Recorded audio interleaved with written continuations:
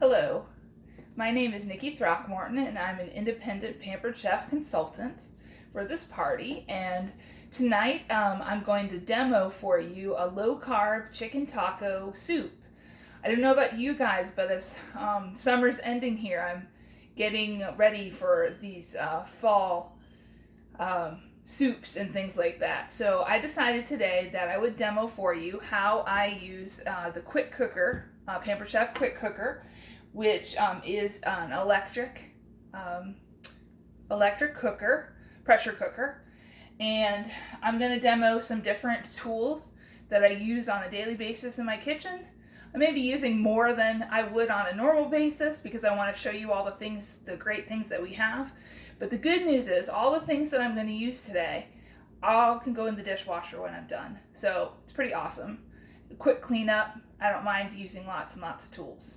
So anyway, here we go. We're going to get started here. So the first step was I put 2 chicken breasts in the bottom of my inner container of the quick cooker. And I'm going to just put that right inside the quick cooker.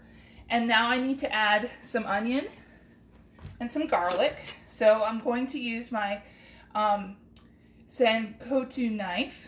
Can't really say that. It's a Japanese knife. It's just a general cooking knife from Japan. So a Japanese style rather. So I'm going to cut this. I only need half a cup, so I'm just going to use, let me move this down a little bit so you can see. There we go. Can't really see me, but you can see what I'm doing. Okay, so I'm going to take the onion and go ahead and peel it, just like you would normally. I'm going to cut the other end off to make it faster.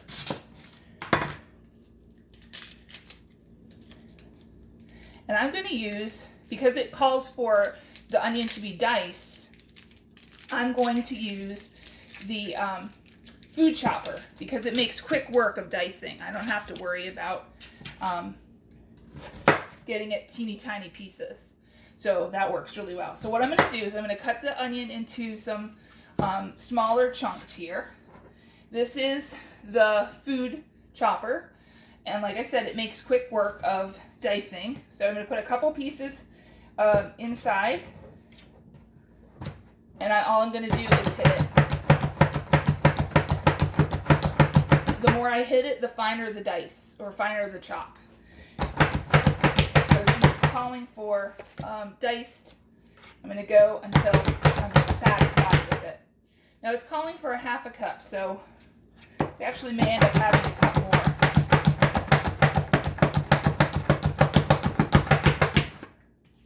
So quick work of it. Nicely diced. Sometimes you have to do the outer layer a little bit more because it's a little bit more fibrous. And of course, while I'm doing this, my camera's bobbing up and down. I apologize. I hopefully am not causing anyone any motion sickness. So I don't know what kind of fall things you guys enjoy. Like soup and chili are some of my favorite ones. Okay, so half a cup. Using, this is an old school measuring cup.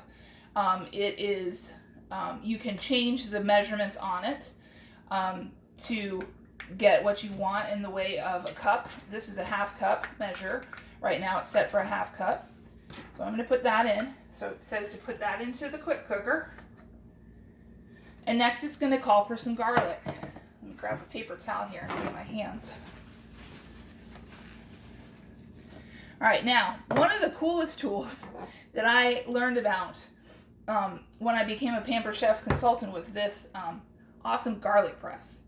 This press makes it so you don't get stinky hands. You know what I'm talking about when you're cooking with the garlic and you're touching it all, making your hands all smelly, and you walk around smelling like garlic all day.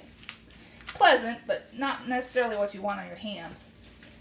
So I'm going to show you how you can easily use the garlic press. So what I'm going to do is I'm going to take the garlic clove. It has all the skin and stuff on it right now. I'm going to put it right into the hole for the thing, and I'm going to press the press down inside. And then this tool here is both a cleaner, gets all the extra garlic out of the garlic press itself. You can use it to clean. and also a scraper, so I don't ever have to touch the garlic. So it calls for 4 cloves of garlic. So I'm just going to put that right in, just by squeezing. Simple as that.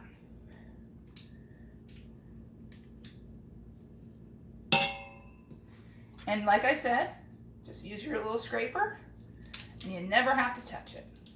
And that one was a little bit too big, so I'm going to try another one here. Sometimes those garlic cloves are ginormous.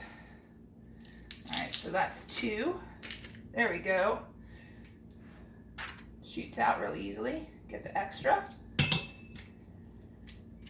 Remove the skin. This is 3.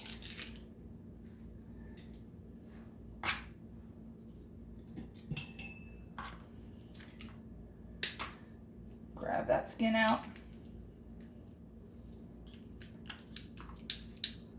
Get the extra garlic in. And 4.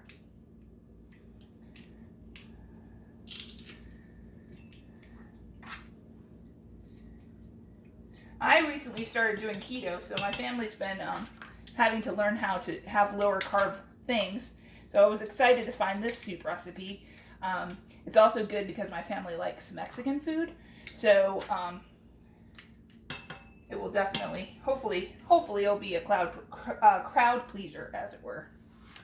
Okay, all right, so now the next thing we need to add is some chipotle peppers in adobo sauce. And these come, I don't know if you've ever seen these before, but they come in this sauce. You find it in the international section at the grocery store. And I'm going to just grab a spoon out of here. And you just grab a couple chilies out of here. And it calls for a tablespoon of them. And they're supposed to be chopped, so I'm going to go ahead and use, grab it. Well, there we go. There's one. That should probably be enough. I'm just going to go ahead and I'm going to quickly chop it up. Move that back so you can see. This should add some really nice flavor. One thing I like to do with these chilies in adobo is when I'm done, I go ahead and with the extra, I put them in like ice cube trays, and then you can freeze little bits of it at a time. All right, let me just toss this quick. All right, now, here's the good news. These are pretty messy, and I've used the flexible cutting board. So I'm going to go ahead and just bend it and slide it right in. So it all gets inside. I don't have to worry about trying to transfer it or get my hands completely messy in that process. Okay. It now also calls for cumin, chili powder, paprika, and salt. So I have those over here. We need a half teaspoon of chili powder. And so I have the adjustable measuring spoons, and like the measuring cup I showed, you can move this black part up and down, and it will lessen the amount or increase the amount that you want to put in. So it calls for half a teaspoon of chili powder. So I just move it into the half a teaspoon position and sprinkle it in. Okay. Also calls for a half teaspoon of paprika. Now I happen to like smoked paprika, so I'm going to use that. So half a teaspoon of that.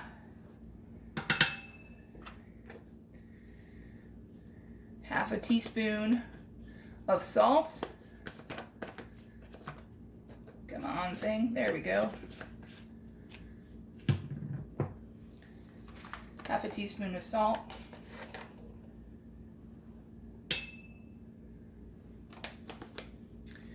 And then a tablespoon of cumin, which that's not going to fit in there, so tap it out. A full teaspoon or tablespoon of that. There we are. Okay, now the next part of the recipe calls for us to use lemon and lime juice, 2 tablespoons of lemon juice and a tablespoon of lime. So what I'm going to do now is use our silicone prep bowls. These are pretty neat because you can actually do things like melt chocolate chips. If you put chocolate chips and a little bit of coconut, refined coconut oil in there, you can melt chocolate to make drizzled chocolate on top of brownies and things like that. So they can go into the microwave, and they can go into the refrigerator, and they can go into the dishwasher when you're all done. Okay, so we need the most lemon juice, so let me start with that.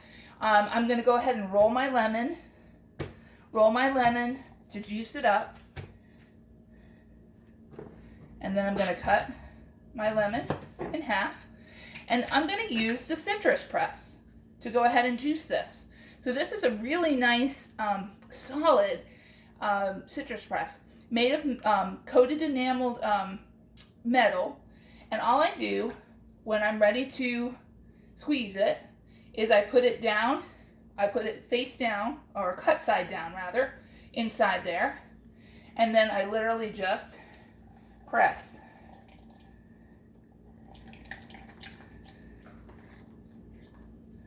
Okay, so it calls for 2 tablespoons.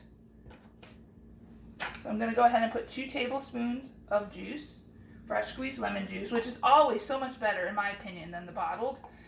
This citrus press, I use it almost every day to juice something. I've used it to make lemonade, all sorts of things.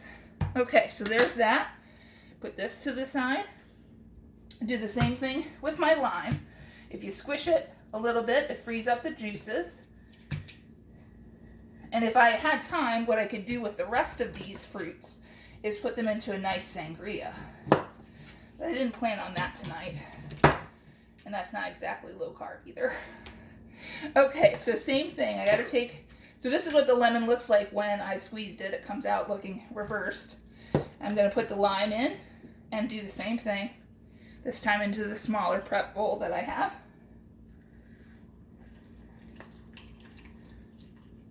Okay, and it's calling for a tablespoon of lime juice. Oh, it smells so good in here. I wish I could share what it smelled like. All right, awesome. Okay, so the last thing that it's asking me to add is the chicken broth, which I put here. All right, it's always important when you're cooking in an electric pressure cooker, and probably any pressure cooker. It's been a long time since I've used a manual one. You always need to have at least 1 cup of liquid in there. Otherwise, it doesn't have anything, steam won't be able to create any steam to come to pressure.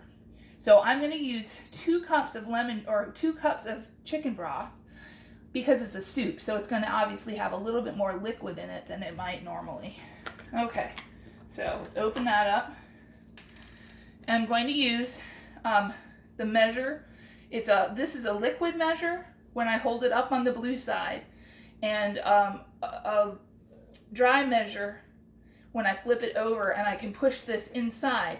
This is great for putting things like honey and peanut butter, sticky things, because all you do when you put them into your recipes then is push it out, and it all comes out. But for our purposes today, I'm going to use it, the measure and pour as a 2 cup measure. Okay, so 2 cups is right to the top of this.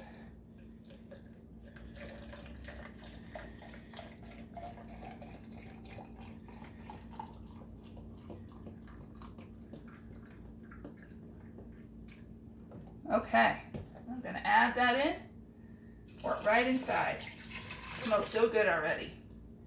Okay, so I have a little bit of stuff here on the outside that I want to get off. All right, it's good to keep it nice and clean.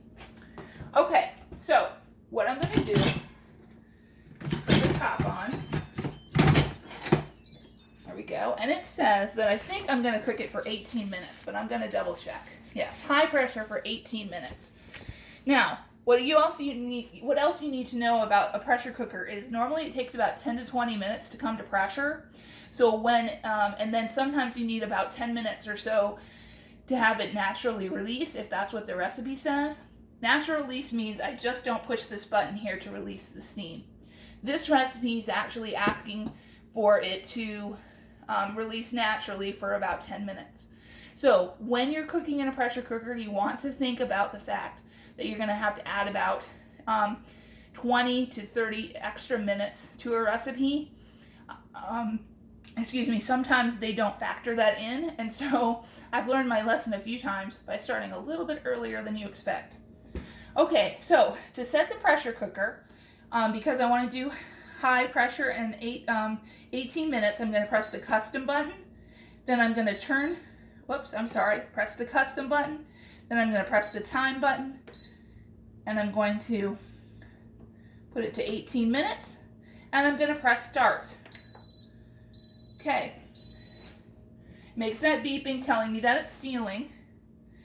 And some features of the quick cooker, it not only does it cook things like soup, it's going to cook the chicken quickly, and it's going to actually make it taste like I cooked this all day on the stove, which is awesome. It also has a sear feature, a steam feature, a slow cooker feature, and a proofing feature. You can, it's got a lot of quick settings like chicken and poultry, stews and chilies that you can use also. It comes with an awesome cookbook that will allow you to cook some interesting things. You can even cook oatmeal and beans and things in here.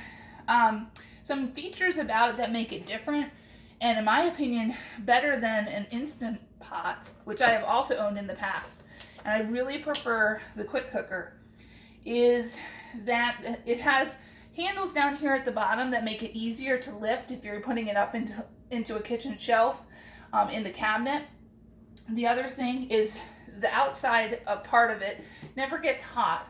It's got a double wall construction, so it never gets hot. So you don't have to worry about any kids touching it and burning themselves, or pets, depending on if you have cats like I do that sometimes get on my counter. I don't have to worry about anybody burning themselves. And the other feature that's really great about this is it has the pressure valve where the steam releases is towards the back of the machine. It's okay for me to touch this now, but as it builds pressure, it's going to get hot, and it's going to leak steam. This is the button to release the steam if I want to do a quick release, and it's very far away from this, so I'm never going to be able to burn myself unless I, stick my hand over crazy like that. Very nice safety feature. It also has a small red button, which is, I like that the button is red because it lets you see it from a distance to see if you have come out of pressure or not.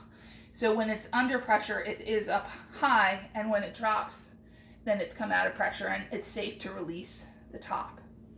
Okay, so I'm gonna go ahead and let that cook. It's gonna take a while. Right now it's thinking, which is why it's turning like that.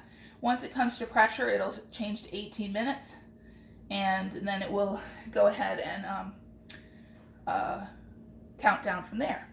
Okay, so I'm going to do a quick cleanup here with these materials. I'm just going to move them out of the way because I want to also make the parts for a salad. We're also going to have this with a garden salad. So I'm going to show you a couple of my tools here that help to make making salads and things easy. So just give me 1 second and I'll be right back.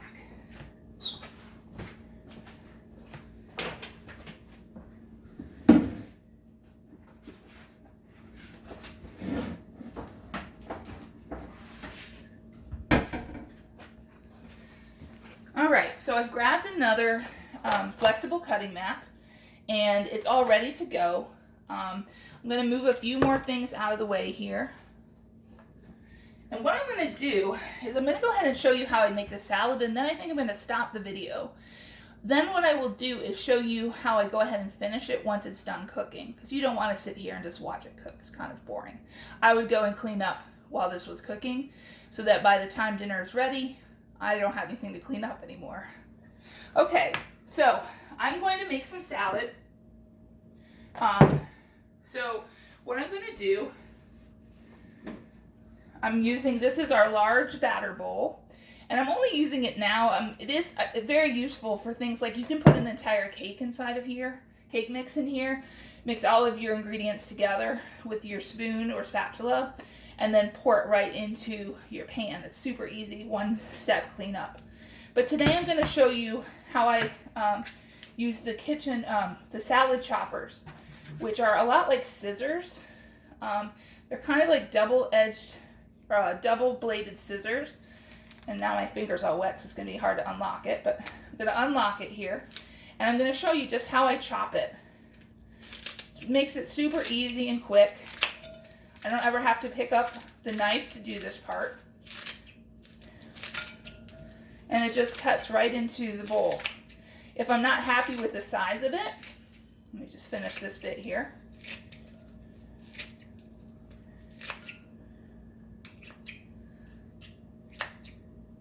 I can go in here and just chop it further. Okay. So I'm going to just do a little bit more lettuce. I'm not going to do all of it. Just going to give you the point here.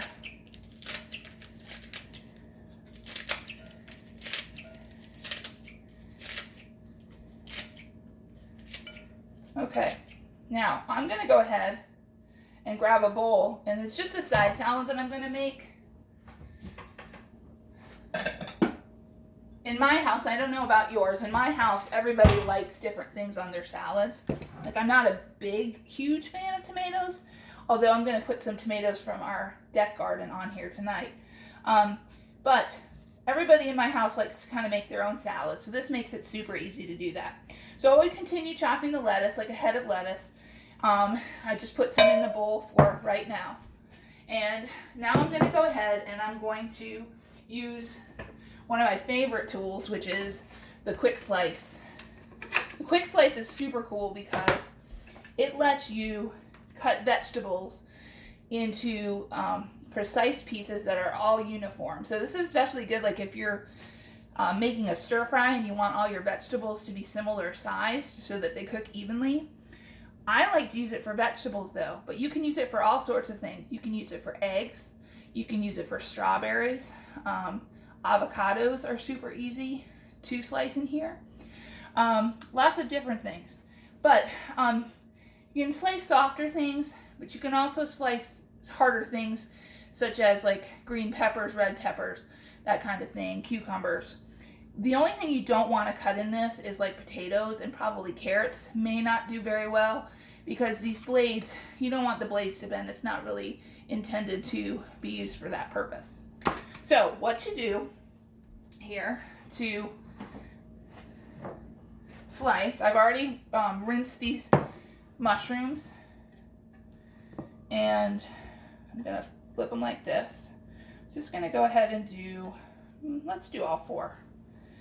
I'm going to slice 4 mushrooms at one time here. So I just put them down on the base part of it, and I'm going to move this inside and just gently push down, and then you end up with awesome even pieces like this. So I'm going to just throw a bunch on my salad because I happen to like mushrooms. I'm probably the only one in my house that likes mushrooms on salad, so these may be safe for tomorrow. So I'm going to throw those in there. Okay, then the last thing that I have, oh no, I'm sorry, 2 more things. The next thing I have is the red pepper that I want to add. So all I've done is I've cut it in half, seeded and rinsed it out, and I'm going to put it down on the quick slice. Get it lined up and push straight down. Now I happen to I don't really like big chunks like this, so I'm going to remove them. I'm going to place them the opposite way. And that's probably enough to do at a time, probably half or so. And I'm going to go ahead and press it down again. And then I get small pieces to put on my salad. So I'm going to add that. Okay. And then the last thing I'm going to do is a cucumber from our garden. I'm super excited about that. We didn't get a lot this year. The weeds like overtook our garden. I wasn't so vigilant. And so we got like, I don't know, $200 cucumbers from, because that's all that ended up surviving. Anyway, I'm going to go ahead and cut this. I'm going to cut it to fit the size here because I don't want to cut the whole thing at one time. Just going to cut part of it. Place it on here.